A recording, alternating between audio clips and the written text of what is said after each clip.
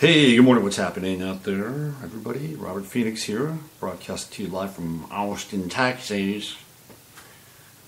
What's going on, y'all?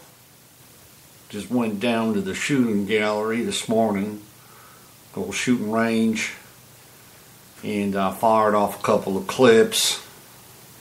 Got my testosterone going, feeling real good, like I can take on the world. Actually, I do feel good today, despite the fact that, the ongoing few things that keep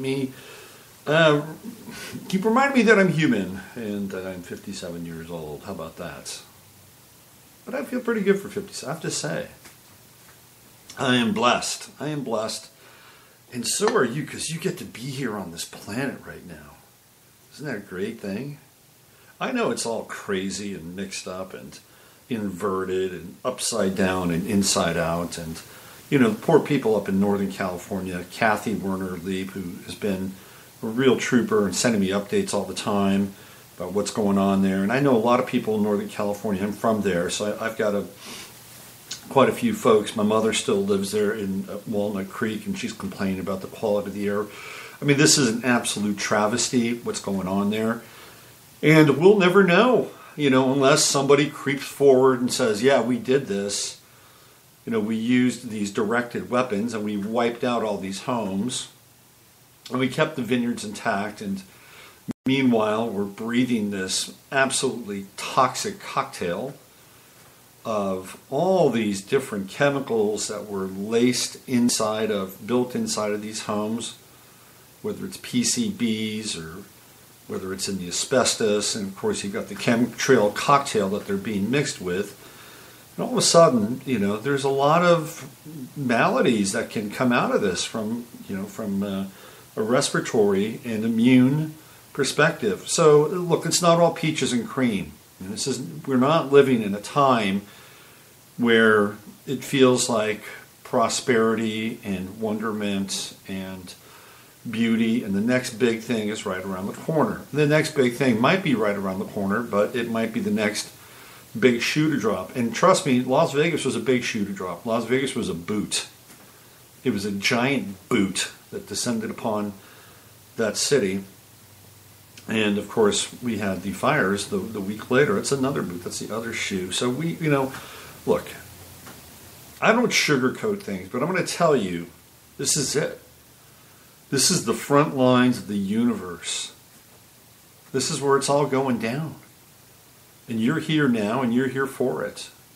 This is where we all get tested supremely in terms of how conscious and alive and aware and how loving we can be, how wise we can be, wise like serpents in this storm that we're in.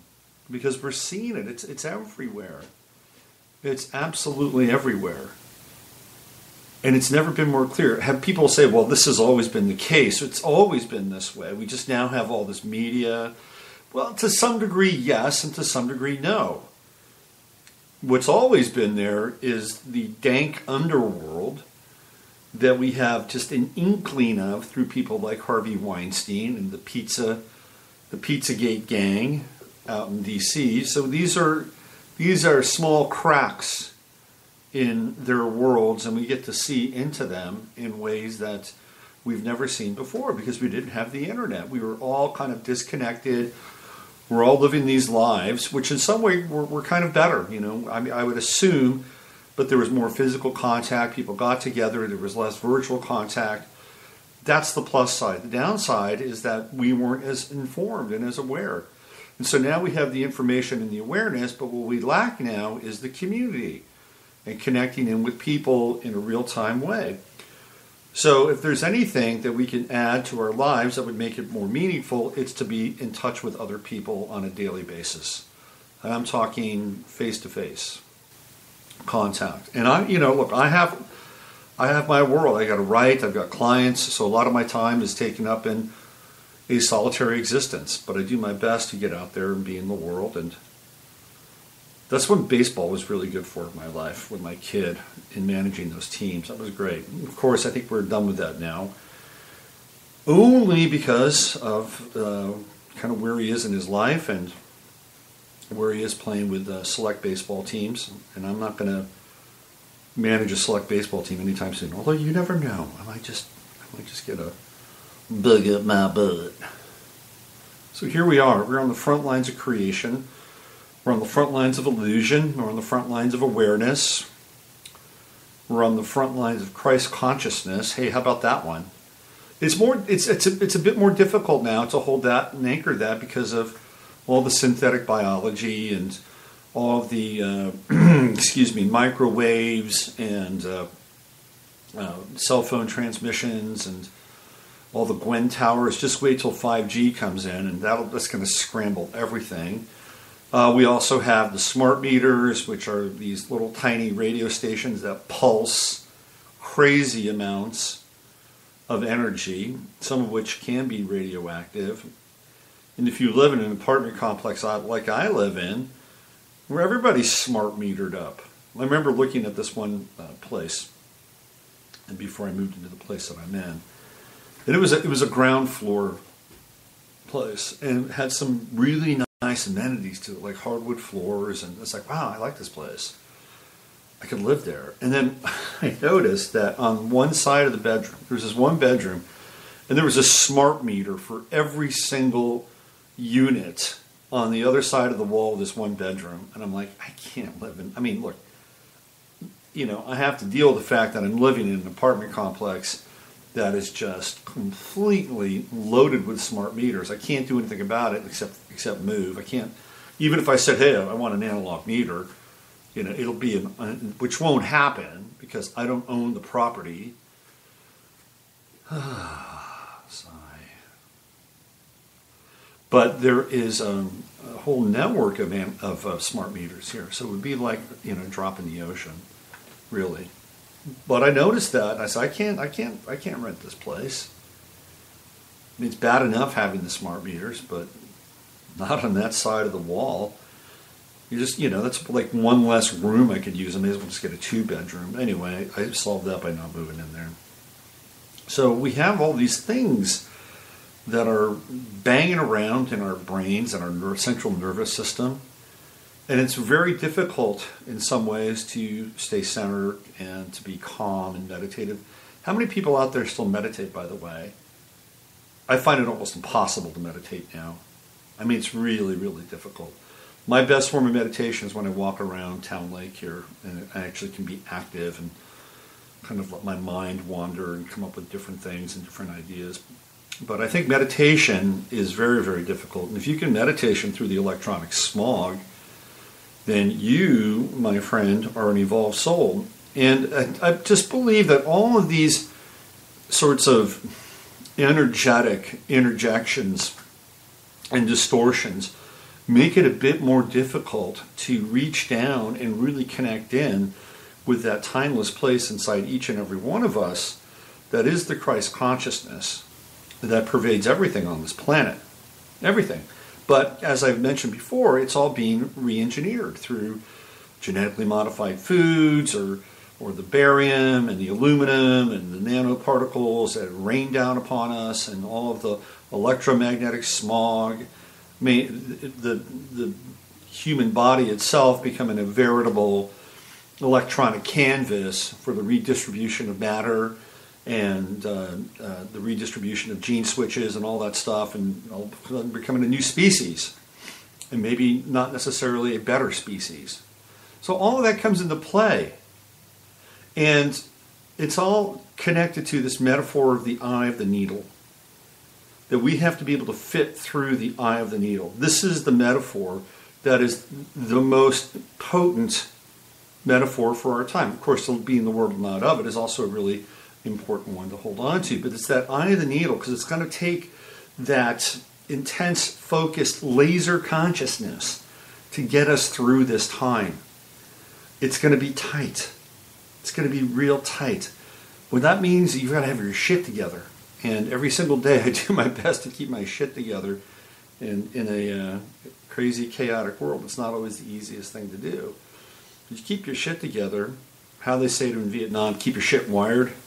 Keep your shit wired, Because we're there. We're kind of, every day now is this, we're on the front lines of chaos, and we're on the front lines of inversion. We're on the front lines of absolute degradation at times. So it's really important to keep your shit together and find that place inside of yourself. Even if you can't meditate, find an active meditation or this awareness that we are connected to a very profound energy. Whether you believe this is a real place or not, whether you believe we're living on a flat earth, whether you believe that this is a holographic matrix, okay, I guarantee you there's something inside of you, inside each and every one of us, that is it's the game changer.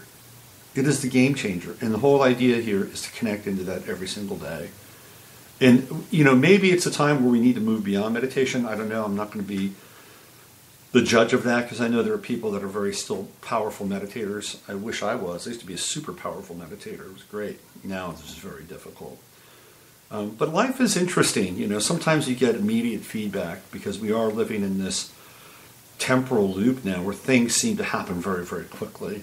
And so this morning I got up early and I broke out of my routine and I said, I'm gonna shower, get up, I get first thing, because sometimes I don't shower immediately. I'll get online and I'll look and checking things and blah, blah, blah, blah, blah.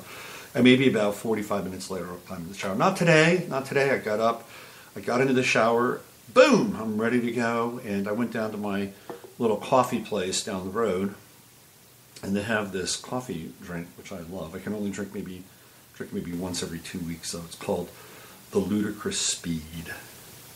And it has, I kid you not, 6 shots of espresso in it. I like it. Once every couple of weeks. And it tastes really good, so I had that. And I went to a little market to get a few things in the morning here, and there's a security guard there. And he says, "Good morning." I said, "Hey, good morning." He says, "You look like you're ready to face the day." I'm like, you know what? I am. I got up, I showered, and I got 6 shots of espresso shooting through my veins. Give me the day, damn it.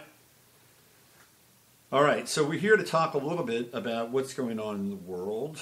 Of course, we had to mention what's going on in Northern California.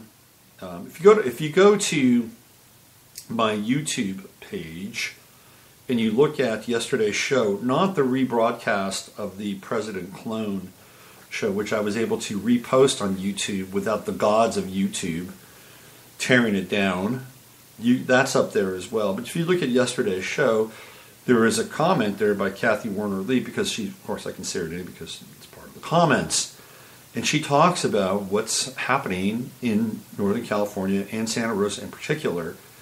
And man, oh man, her description of what's going on there is, I pinned that comment to the top of the video, so please go check it out. All you got to do is go to yesterday's show. But we're going to go back to Las Vegas for a little bit, and then we're going to talk about the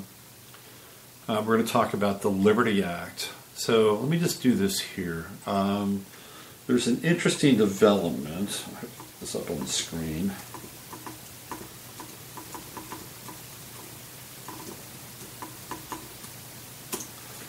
Okay.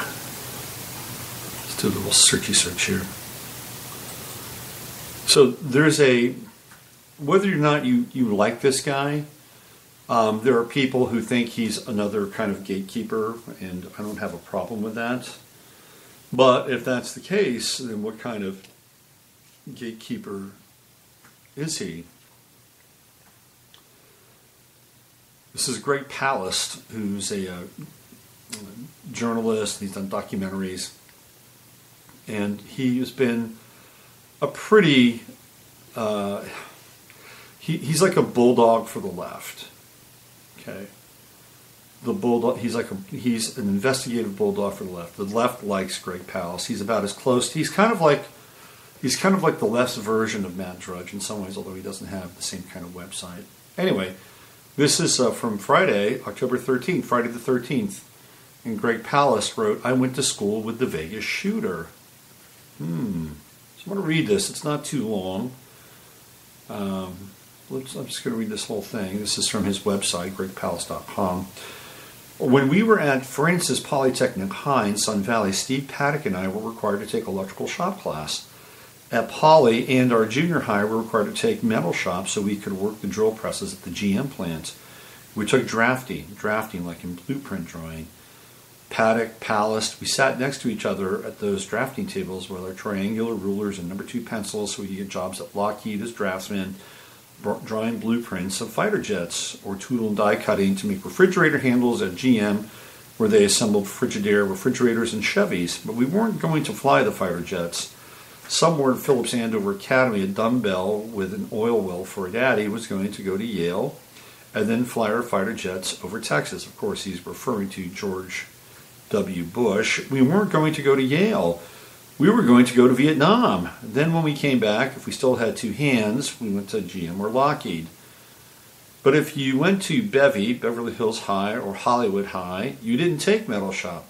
You took advanced placement French. You took advanced placement calculus. We didn't have advanced placement French. We didn't have French anything. We weren't placed. We didn't advance. Steve was a math wizard. He should have gone to UCLA, to Stanford, but our classes didn't qualify him for anything other than LA Valley College and Cal State Northridge. Any dumbbell could get in, and it was nearly free. That's where Steve was expected to go, and he went with his big math whiz brain. And then Steve went to Lockheed, like we were supposed to, until Lockheed shut down plants in 1988.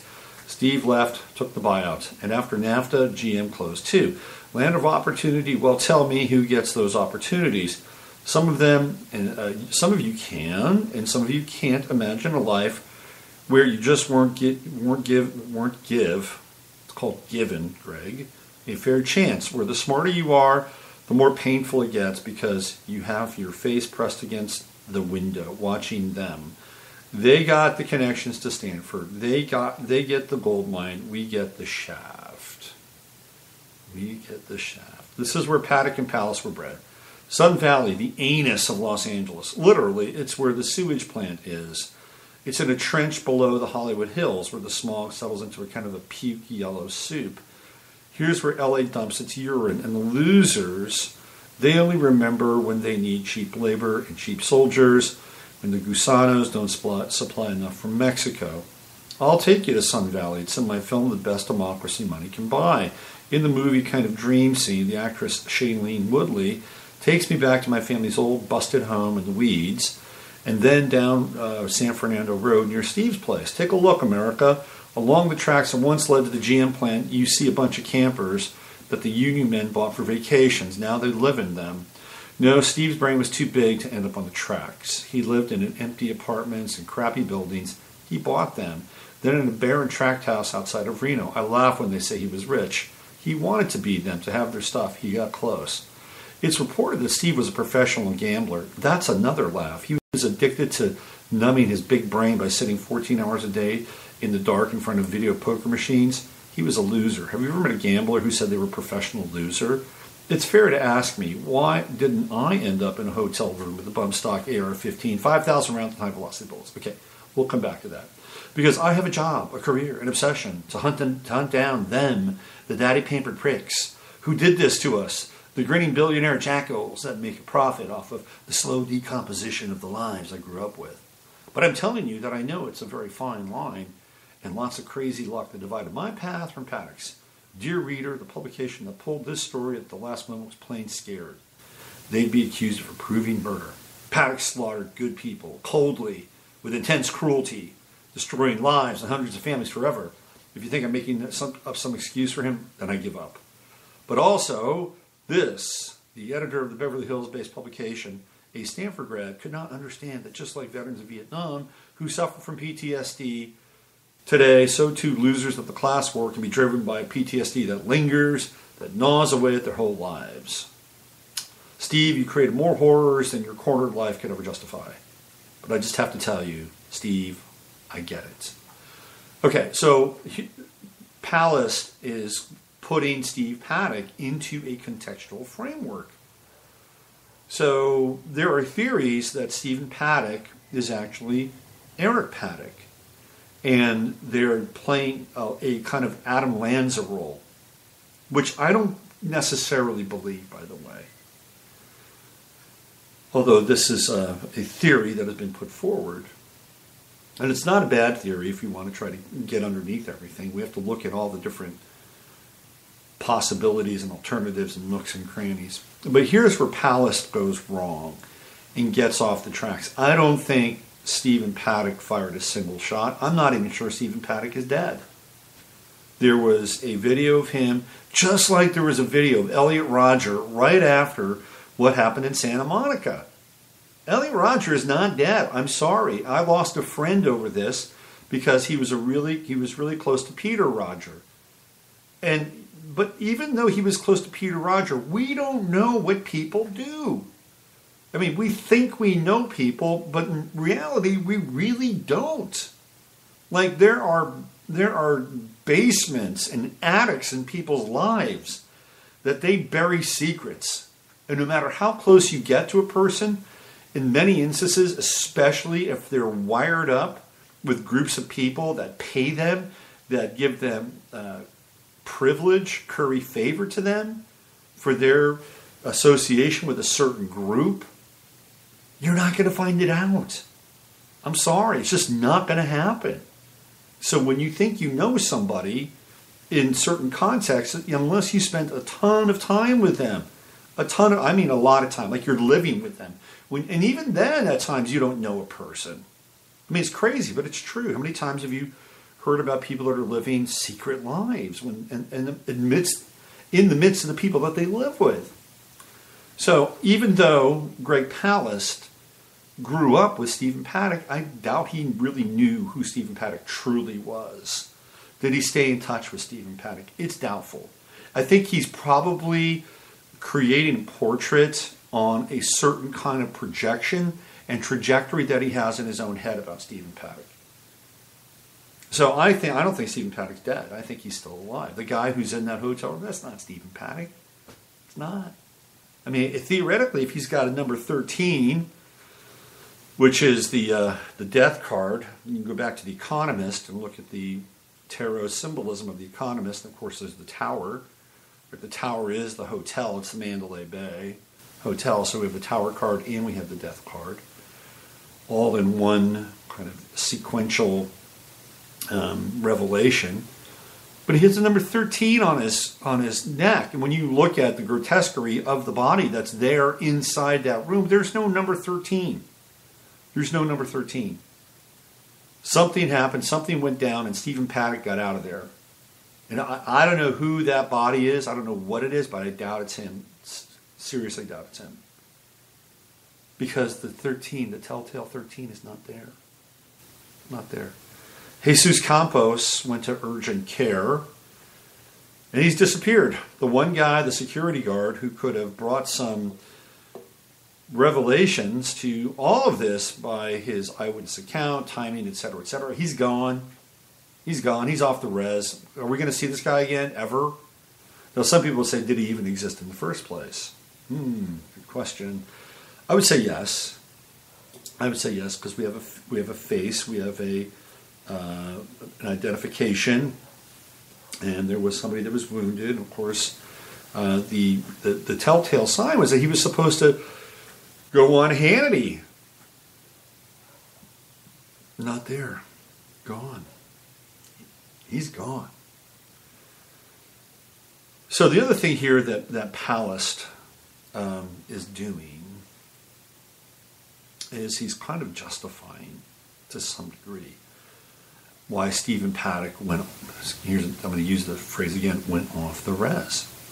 He's justifying it. He's given it context. Like this, look what happened. He grew up in an area where people just didn't have a chance. And all these rich cat motherfuckers who had all these important parents in all these institutional relationships, they just got moved straight up to the top of the pyramid at light speed, passing us up. Well, Greg Palast, you've had a pretty decent life.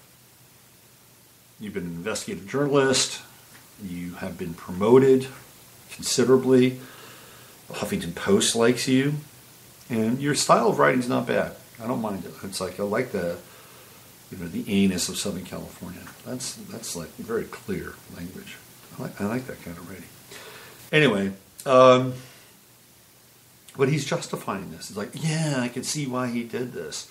So what he's doing is he's cementing in his own way two things. Number one, that Stephen Patek is a historical character, that he knew him and that he grew up with him. And then he also is cementing the fact that because he had PTSD by growing up poor and having to suck the fumes of the privilege, it's justifiable. I get it. I understand it. That's a sociopathological kind of justification. I'm sorry, it is. Greg, you need more vitamin B12. Maybe some D. Get out in the sunshine more, Greg. Especially if you still live in Sun Valley. Okay, so we're going to segue now to another portion of today's show, which has to do with the Liberty Act. Some of you may know what I'm talking about. Others, well, you're about to be enlightened. So I grabbed this from the EFF, the Electronic Frontier Foundation. And this is from the 16th of October. This is just yesterday, so it's fresh, hot right out of the news oven. And I'm going to read this. This is an analysis by Rainey Reitman. A key legal linchpin for the National Security Agency's vast internet surveillance program is scheduled to disappear in under 90 days. Section 702 of FISA, enacted in 2008 with little public awareness about the scope and power of the NSA's surveillance of the internet, supposedly directs the NSA's powerful surveillance apparatus toward legitimate foreign intelligence targets overseas. Instead, the surveillance has been turned back on us.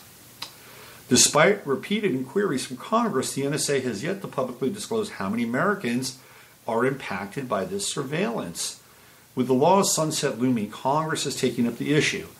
The USA Liberty Act, introduced by Representatives Goodlatte, Republican Virginia, John Conyers, Democrat Michigan, Jim Sensenbrenner, Republican Wisconsin, and others, may offer a chance to address some of the worst abuses of NSA internet surveillance, even as it reauthorizes some components of the surveillance for another 6 years. But the first draft of the bill falls short. The bill doesn't effectively end the practice of backdoor searching.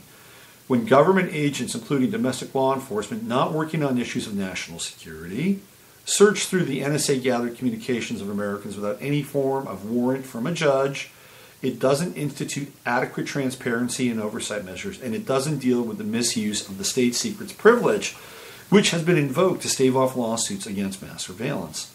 Perhaps, most importantly, the bill won't curtail the NSA's practices of collecting data on innocent people. The bill does make significant changes to how and when agents can search through data collected under 702. It also institutes new reporting requirements, new defaults around data deletion, and new guidance for amicus engagement with the FISA court. But even these provisions do not go far enough. Congress has an opportunity and responsibility to rein in NSA surveillance abuses.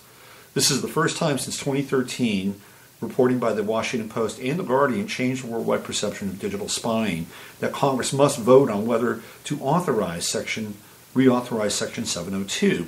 Before this debate moves ahead, leaders in the House Judiciary Committee should fix the shortcomings in this bill. So here are the problems of 702. Here we go. Section 702 is supposed to give the NSA authority to engage in foreign intelligence collection. The NSA is only allowed to target non-Americans located outside U.S. borders. This legal authority has been the basis for two controversial data collection programs. Upstream surveillance. Data collection that siphons off copies of digital communications directly from the internet backbone. The high-capacity fiber optic cables run by telecommunications companies like AT&T that transmit the majority of American digital communications. PRISM, also known as downstream surveillance, data collection gathered from the servers of major internet providers such as Google, Facebook, and Apple. These programs flourished under President Bush and President Obama, as the Washington Post reported. Their NSA director took an expansive view on data collection. This is Clapper, I believe. This is the quote, rather than look for a single needle in the haystack, his approach was, let's collect the whole haystack, said one former senior U.S. intelligence official who tracked the plan's implementation. Collect it all, tag it, store it, and whatever it is you want, you go searching for it. Unfortunately, the Liberty Act won't address most of these fundamental problems. Here's an analysis of the key provisions in the bill, and we'll have future articles exploring specific topics in more detail, leaving the back door ajar. Agents for the NSA, CIA, and FBI have long rifled through the communications collected under Section 702, which include American communications as well as the communications of foreigners who have no connection to crime or national security threats. With no approval from a judge, they're able to search this database of communication using a range of personal identifiers, then review the contents of communications uncovered in those searches. Government agents can then use these results to build a case against someone, or they may simply review without prosecution. Ordinarily, if the FBI wants to intercept or collect a U.S. person's communications, they must first get a permission from a judge. But as a result of Section 702, the FBI today reviews NSA-collected communications of U.S. persons without permission from a judge. Privacy advocates call this the backdoor search loophole. This practice violates the Fourth Amendment right to privacy against unreasonable searches and seizures. And it can be difficult to prove because government agents may not disclose when they use evidence from the 702 database in prosecutions or for any other purposes. The first draft of the Liberty Act doesn't resolve the problem. It still allows government agents, including domestic law enforcement agents, to query the 702 database, including using identifiers associated with American citizens, such as the email address of an American. The main improvement is that when an agent conducts a query looking for evidence of a crime, she must obtain probable cause warrant from a judge to access the results. But the warrant requirement is limited due to a number of troubling carve-outs. First, this court oversight requirement won't be triggered except for those searches conducted to find evidence of a crime.